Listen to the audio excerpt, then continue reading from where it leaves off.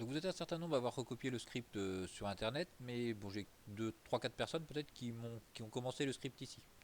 Donc quel peut être la première problème? C'est que là vous utilisez la fonction plot, vous utilisez la fonction linspace et vous n'avez pas importé vos bibliothèques. Donc il faut absolument commencer par importer les bibliothèques qu'on va avoir besoin. NP qui va être ici pour le linspace, le pyplot pour utiliser notre plot ici. Sur celui-là, donc deuxième problème, quand vous avez eu le copier-coller, là vous voyez que le x il est décollé du min. Donc ça c'est quelque chose, x min c'est une variable, x max c'est une variable, donc il ne va pas la comprendre, hein, parce que là il y a deux choses, et là c'est collé. Donc faites bien attention quand vous recopiez que ce soit absolument bien les mêmes variables. Et troisième problème sur ce script, quand on fait du Python, il y a une chose qui est très importante, c'est l'incrémentation. Donc l'incrémentation, c'est le fait que quand on va rentrer dans une fonction, donc ici je rentre dans ma fonction rectangle, et ben je dois être incrémenté de 4. Donc là je dois avoir un décalage de 4. Donc là je suis dans ma fonction, je suis dans ma fonction, je suis dans ma fonction, donc je suis bien, tout est bien aligné à 4. Là je rentre dans le for, quand je rentre dans le for, ben là tout est bien aligné à 4 aussi. Donc vous faites bien attention à l'incrémentation. Donc voilà pour ce script. Alors pourquoi y a-t-il un NBI et un NBX? Vous avez vu, il y a deux choses là. Bah moi je sais pas trop pourquoi là vous avez mis, vous avez été obligé de NBI égale à N, ça sert à rien ça. On aurait très bien pu mettre uniquement N. Donc N c'est le nombre de rectangles et NBX bah, ça va être le nombre de X. Donc si vous avez deux rectangles, donc pour tracer deux rectangles, vous avez bien trois valeurs de X. Donc d'accord, si je trace deux rectangles, on a bien trois valeurs de X. C'est pour ça qu'il m'en faut une en plus.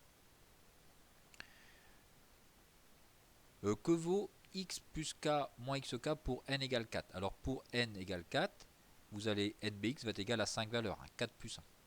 Donc c'est-à-dire, je vais avoir 5, x va prendre 5 valeurs entre 0 et 20. Donc 0, 5, 2, 5, 10, 10, 15 et 15, 20. Donc j'ai bien 1, 2, 3, 4 rectangles, mais par contre j'ai bien 5 valeurs de x. 1, 2, 3, 4, 5. Quand n va être égal à 10, donc 10 rectangles, pour faire 10 rectangles, il me faut 11 valeurs de x.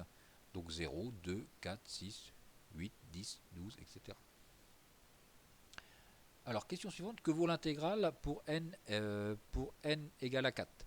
Donc l'intégrale pour n égale à 4, donc j'ai mis les valeurs de x qui correspondent. Donc pour n égale 4, j'ai donc 5 valeurs de x. Donc 0, 5, 10, 15, 20. Les valeurs de y, donc j'ai remplacé x par sa valeur dans y. Donc je vous rappelle que y c'est 1 plus x au carré. Donc 0, donc 1 plus 0 au carré 1, 1 plus 5 au carré 26, 1 plus 10 au carré, etc.